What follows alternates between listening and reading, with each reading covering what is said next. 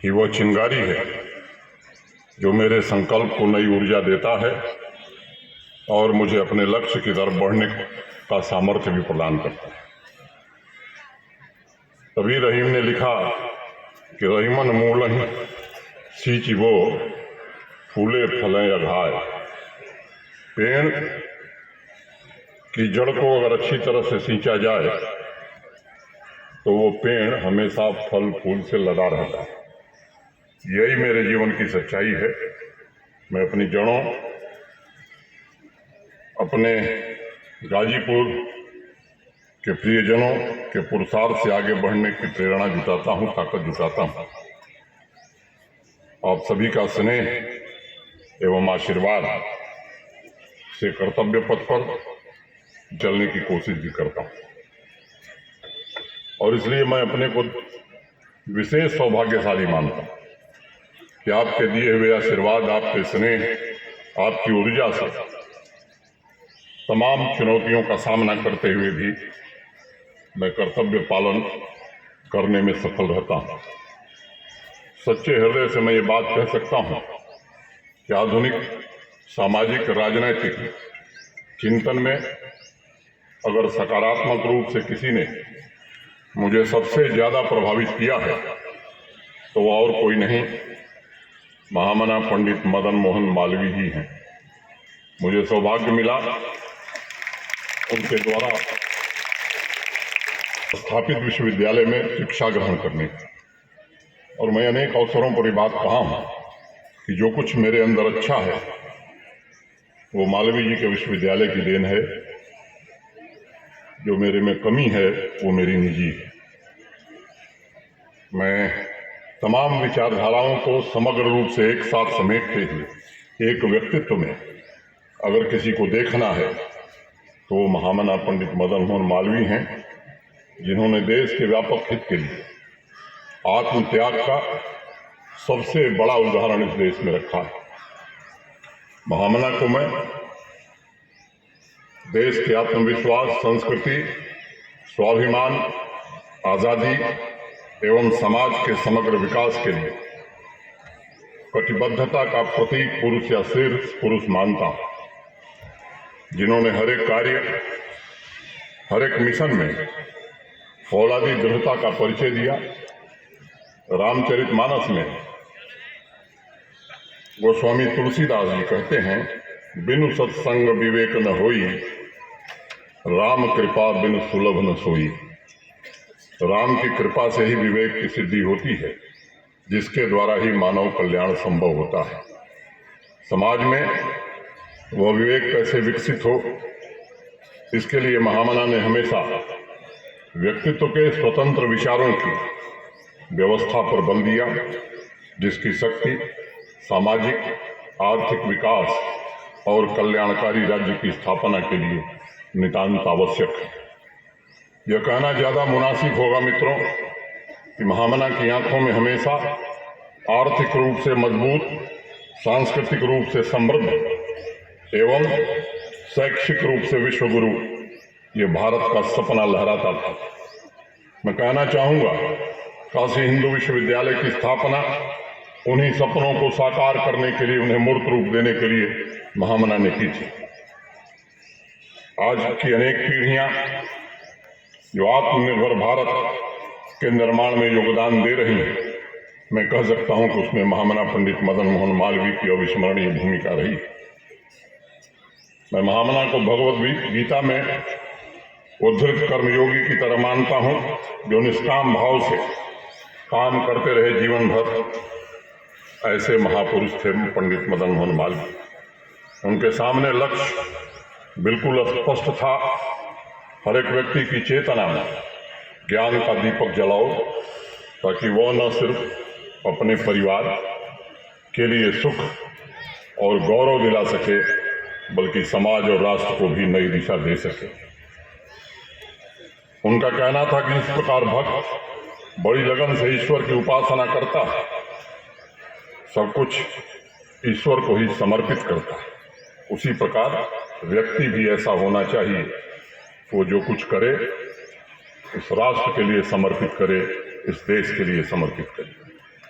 निष्काम कर्मयोगी की तरह उस दौर में महामना ने जितने भी महत्वपूर्ण आंदोलन हुए उसमें अत्यंत महत्वपूर्ण भूमिका का निर्वहन किया और स्वतंत्रता के पश्चात नव भारत के निर्माण में योगदान भी दिया और मैं मानता हूं कि एक मजबूत नींव भी तैयार की।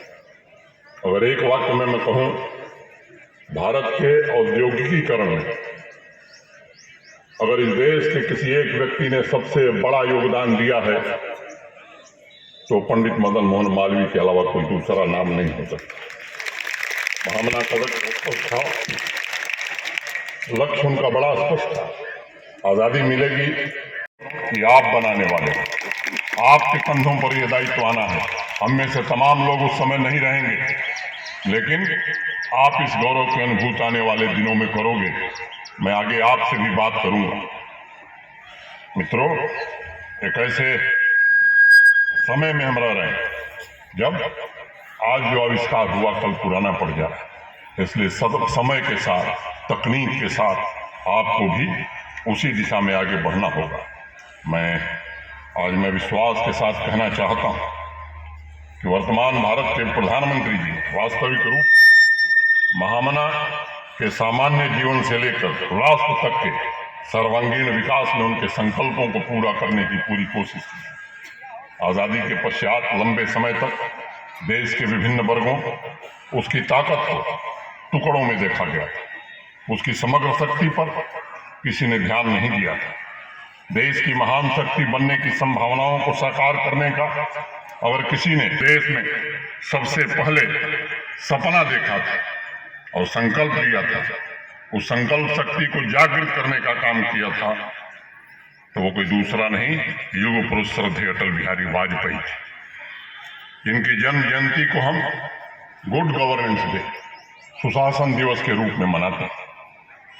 अगर मुझसे कोई पूछे कि सबसे बड़ा योगदान श्री अटल बिहारी वाजपेयी का भारतीय राजनीति को क्या है, मैं केवल एक ही बात, या भारत के लोकतंत्र को क्या है, तो मैं केवल एक ही बात कहूंगा। इतनी बड़ी आबादी का देश, मुख्य रूप से 40 साल तक एक पार्टी थी जिसका वर्चस्व था। क्षेत्रीय दल पैदा हो रहे थे, परिवारवादी दल पैदा हो रहे थे, लेकिन डेमोक्रेसी में 2 पार्टी सिस्टम इस्टेब्लिश हो, 2 मजबूत राजनीतिक दल किसी भी देश के लोकतंत्र के लिए राष्ट्रीय दल बड़े आवश्यक होते हैं। और मैं कह सकता हूं कि विपरीत परिस्थितियों में जब जनसंघ की स्थापना हुई, 3 संस्थापक अध्यक्ष कालकवलित हो गए, दुर्भाग्यपूर्ण तरीके से हम देश से चले गए। उस परिस्थिति में अटल जी ने भारतीय जनता पार्टी नाम की राजनीतिक संस्था को देश का विकल्प नहीं बनाया, बल्कि देश के लोगों में एक आकांक्षा और आशा पैदा की। और देश के लोकतंत्र को मैं कहता हूं कि 2 मुख्य राजनीतिक दल, कांग्रेस और भारतीय जनता पार्टी मिली। इसका श्रेय अगर किसी एक व्यक्ति को दिया जा सकता है, ये सच है कि भारतीय जनता पार्टी के असंख्य कार्यकर्ताओं का भी उसमें योगदान रहा है, लेकिन उसका नेतृत्व श्रद्धेय अटल बिहारी वाजपेयी ने किया है। मैं उनकी पुण्य स्मृति को प्रणाम करता हूं। मैं राष्ट्रीय गौरव के प्रति अटल जी को कोटि कोटि नमन भी करता हूं। उनके व्यक्तित्व में एक विचित्र सा आकर्षण था, एक गंभीरता था, उनकी वाणी में एक जादू था। अपने जोशीले शब्दों से उन्होंने देश की ऊर्जा को गतिशील किया, अपने विचारों को कार्यक्रम के रूप में जमीन पर उतार करके समाज कल्याण का एक बहुत बड़ा काम किया। मेरा सौभाग्य है कि जब वो देश के प्रधानमंत्री थे तो मुझे उस समय संसद में रहने का अवसर मिला। मुझे स्मरण है 29 अप्रैल 1999 को देश को संबोधित करते हुए श्रद्धेय वाजपेयी जी ने जो कहा था उसे मैं उद्धृत करना चाहूंगा। जातिगत स्वार्थों से ऊपर उठें, गुटबाजी से ऊपर उठें, संकीर्णता से ऊपर उठें, अपने नजदीकी समूह के स्वार्थ से भी ऊपर उठें। विश्व तेजी से आगे बढ़ता जा रहा है। हम अपनी आंतरिक समस्याएं जब तक नहीं सुलझा लेते तब तक यहां रुका तो नहीं रहेगा, यह रुका तो नहीं रहेगा, नहीं तब तक इंतजार करेगा विश्व। अटल जी के लिए सभी प्रकार की संकीर्णता से ऊपर उठकर विकास का अर्थ था गरीब, वंचित वर्ग, आदिवासी, नौजवान तथा महिलाओं का सशक्तिकरण। अटल जी का यह दृढ़ विश्वास था, सदियों से वंचित जनता की अंतर शक्ति जब तक पुनः जागृत नहीं होगी तब तक देश में प्रगतिशील समाज स्थापित नहीं हो सकता। अटल जी कहा करते थे, हमें ऐसा भारत बनाना है जिसमें दलित, आदिवासी, पिछड़ा वर्ग अपने को आर्थिक रूप से और भी वंचित न महसूस करे और सामाजिक रूप से भी उपेक्षित न महसूस करे। देश की जनता का जीवन स्तर कैसे उठाया जाए, पूरा जीवन उन्होंने इसमें खपा दिया। जो अड़चने आई उन्हें दूर करते हुए भारत के राजनीतिक इतिहास मुझे ऐसा कोई और दूसरा उदाहरण नहीं मिलता जहां राजर्ष और कवि हृदय व्यक्तित्व ने बिल्कुल सादे तरीके से अपने विचारों को मूर्त रूप दिया। सामूहिक जिम्मेदारी की भावना से हाशिए पर खड़े लोगों को आर्थिक, सामाजिक, शैक्षणिक और राजनीतिक अधिकार दिलाने के लिए अथक परिश्रम किया। अपने राजनीतिक जीवन में मैं एक बात बराबर कहता हूँ, जीवन को गति देने वाला मूल्य तभी पैदा होगा जब हम समाज को भविष्योन्मुख बनाएंगे। निस्वार्थ कर्मठता के बल पर नई संभावनाओं, जीवन संस्कृति को सही दिशा निर्देशन दे सकेंगे। अटल जी को मैं इस दिशा में बिना थके लगातार चलते रहने वाला, और मैं आज आपसे कहना चाहता हूँ कि आप विद्यालय में किस लिए आते हो इस बात को समझो। आज विद्यालय का वार्षिक समारोह है, इसका एक विशेष महत्व है। गाजीपुर के अनेक शिक्षा क्षेत्र के महत्वपूर्ण लोग, गाजीपुर के बाहर के भी अनेक लोग यहाँ आए हुए हैं, और इसीलिए मैं आपसे विशेष रूप से कहना चाहता हूँ कि भाई यहाँ क्यों इकट्ठे हुए, इसको समझने की जरूरत है। इसका एक गहरा कारण है, और आप ये समझो कि शिक्षा की परिभाषा क्या है, इस बात को जानना बड़ा जरूरी है। कभी कभी मतिभ्रम हो जाता है, और इसलिए इस बात को समझने की आवश्यकता है। जो बात मैं कहने जा रहा हूँ वो अपने निजी अनुभव से कहने जा रहा हूँ, लेकिन ऐसा नहीं है, देश के तमाम बड़े लोगों ने, विद्वान लोगों ने भी इस तरह की अनेक बातें कही। और मुझसे अगर कोई पूछता है कि शिक्षा की परिभाषा क्या है, तो सरल शब्दों में कई बात कहता हूँ कि ये जर्नी ऑफ सेल्फ, खुद की निजी यात्रा है। और जब मैं ये बात कहता हूँ तो प्रयोग के आधार पर इसे आगे बताऊंगा, क्योंकि मैंने भी विज्ञान पढ़ा है, गणित पढ़ी है, इंजीनियरिंग पढ़ी है, और इस पढ़ाई के बाद जो बात कही जाती है उसे प्रामाणिक रूप से सिद्ध करना पड़ता है। और इसलिए मैं आपसे कहना चाहता हूँ, शिक्षा आपके जीवन की एक व्यक्तिगत यात्रा है। इससे आगे बढ़ेंगे तो इनर सेल्फ की यात्रा है। आपके अंदर जो अंतर्ध्वनि है, उस अंतर्ध्वनि को जागृत करने का काम अध्यापकों को करना चाहिए। अगर आपने अपने अंतर्ध्वनि को पहचान लिया तो मैं समझता हूं कि आने वाले भविष्य में बड़ा से बड़ा काम आप कर सकते हैं। और 2-3 उदाहरण मैं दूंगा जिससे बात स्पष्ट हो जाएगी। और इस अंतर्ध्वनि को पहचानना आसान नहीं है, इसके लिए परिश्रम करना पड़ता है। और मैं कहूँ आपसे, जिसने भी इस अंतर्ध्वनि को पहचाना और उस रास्ते पर परिश्रम के साथ आगे बढ़ा, आज पूरी दुनिया उसे जानती है। पहला नाम मैं बापू का लूंगा, महात्मा गांधी। महात्मा गांधी जब स्कूल में पढ़ते थे, कक्षा 8 के विद्यार्थी थे। उनके विद्यालय में राजा हरिश्चंद्र का एक नाटक हो रहा। नाटक देखने गए, नाटक को देख करके इतने प्रभावित हुए, घर पहुंचे तो नाटक के जो डायलॉग्स थे शीशे के सामने खड़े होकर के बोलते थे। कक्षा 8 में रहते हुए उस समय उन्होंने प्रण किया, अपनी अंतर्ध्वनि को पहचाना कि मेरी अंतर्ध्वनि सत्य है, सत्य पर ही जीवन भर टिके रहना, ये हमारी अंतर्ध्वनि है। और उन्होंने संकल्प लिया उस अल्प आयु में कि चाहे कुछ भी कीमत चुकानी पड़े, चाहे जितनी भी कठिनाई आए, सत्य को कभी नहीं छोड़ूंगा। और इसलिए उनकी जो आत्मकथा है, अगर किसी ने पढ़ी है, एक्सपेरिमेंट विद ट्रुथ, सत्य के प्रयोग, इसी पर उन्होंने लिखा है। यह सच है कि देश को आज़ादी दिलाई, बड़े बड़े काम किए उन्होंने। अगर मैं यहाँ उसको बताना शुरू करूं तो लंबा समय लगेगा, लेकिन सबके पीछे जो मूल भावना थी, जीवन भर जितनी कठिनाई आए सत्य से नहीं डिगे और शिक्षा से शुरू से जुड़े हुए थे। जब साउथ अफ्रीका में थे तो वहां भी उन्होंने विद्यालय खोला। वहां से लौटने के बाद गुजरात विद्यापीठ की स्थापना की, जो आज फुल फ्लेजेड विश्वविद्यालय के रूप में काम कर रहा है। कई लोग कहते हैं कि महात्मा गांधी साइंस और टेक्नोलॉजी के विरोधी थे। मुझे लगता है कि उन्होंने पढ़ाई लिखाई कम की है। उस समय वर्धा में बच्ची महिलाओं के लिए पॉलिटेक्निक की स्थापना की और देश के दो मूर्धन्य वैज्ञानिक जगदीश चंद्र बोस और सीवी रमन उस पॉलिटेक्निक के बोर्ड पर थे। इसलिए मैं आपसे कहना चाहता हूं कि अपनी अंतर्ध्वनि को आज पहचानने की जरूरत है। और जो शिक्षक यहाँ पढ़ा रहे हैं या बैठे हैं उनसे भी मैं कहना चाहता हूँ, जब सबको भारतेंदु और जयशंकर प्रसाद नहीं बनना है, उतनी ही हिंदी पढ़ाइए जितने से बच्चे का काम चल जाए। सबको प्रेमचंद नहीं बनना है, मैं उसकी चर्चा आगे करूंगा, लेकिन बच्चे की अंतर्ध्वनि क्या है उसे इस तरह से प्रशिक्षित करिए कि वो अंतर्ध्वनि को पहचान सके। और एक दूसरी बात मित्रों मैं आपको बताना चाहूँ, बड़ा भ्रम है देश में कि गांधी जी वकील थे, लेकिन हाई स्कूल के बाद उन्हें कोई डिग्री नहीं मिली। ये बात यहाँ कम लोगों को पता है। बैरिस्टरी की पढ़ाई करने वो गए थे विलायत, हाई स्कूल के बाद गए थे, लेकिन लॉ की डिग्री गांधी जी के पास नहीं है। प्रैक्टिसिंग लॉयर का सर्टिफिकेट उनके पास था। ये तथ्य जानने की जरूरत है। इसलिए केवल किताब का रट्टा मार करके जीवन में महान नहीं बना जा सकता है, और इसकी चिंता छोड़ देने की आवश्यकता है कि नंबर कितना आएगा।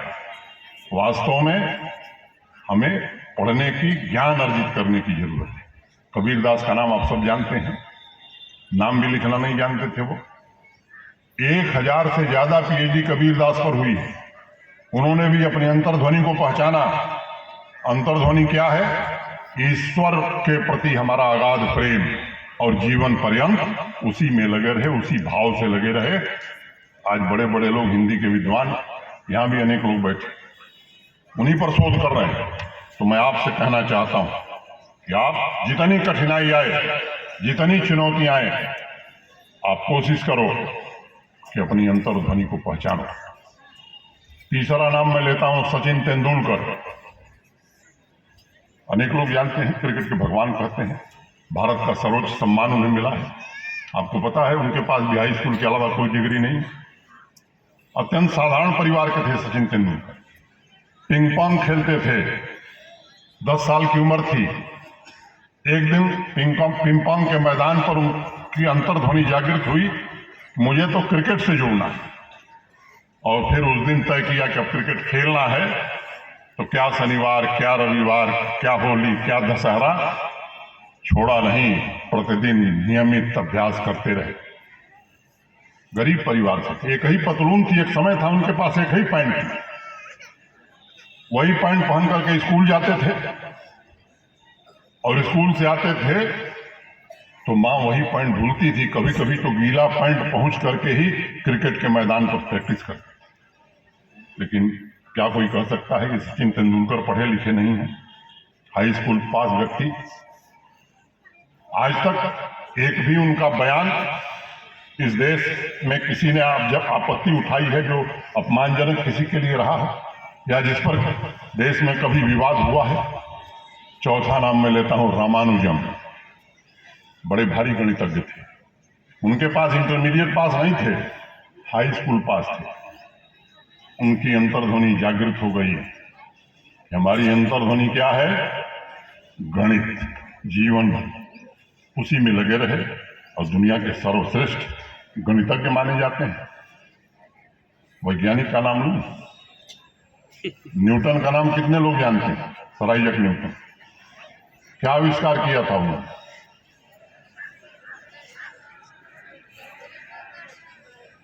न्यूटन भी पढ़े लिखे नहीं थे, मालूम है आपको? थियरी ऑफ ग्रेविटी, इतना बड़ा आविष्कार कर दिया।